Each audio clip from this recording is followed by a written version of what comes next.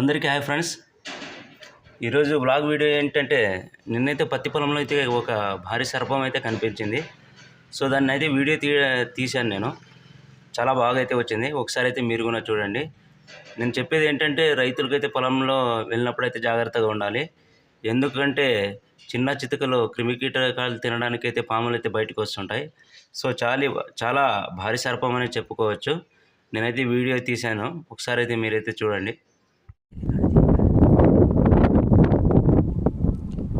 Hello guys, చూడండి నాగం పోతుంది ఇక్కడ పత్తి చేనులోన.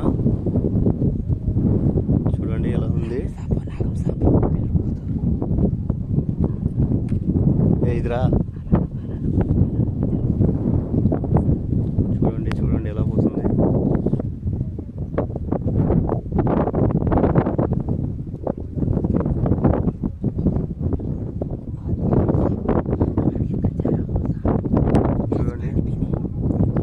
చేనులో ఉంది పాము ఇది.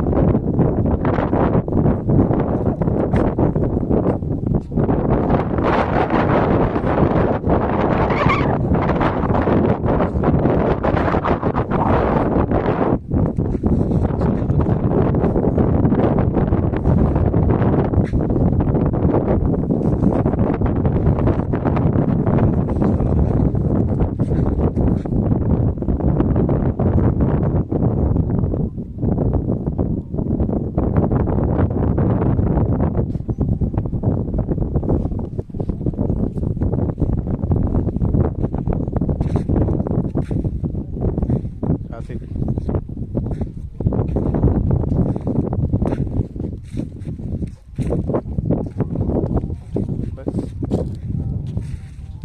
రాసిపోము చేనులో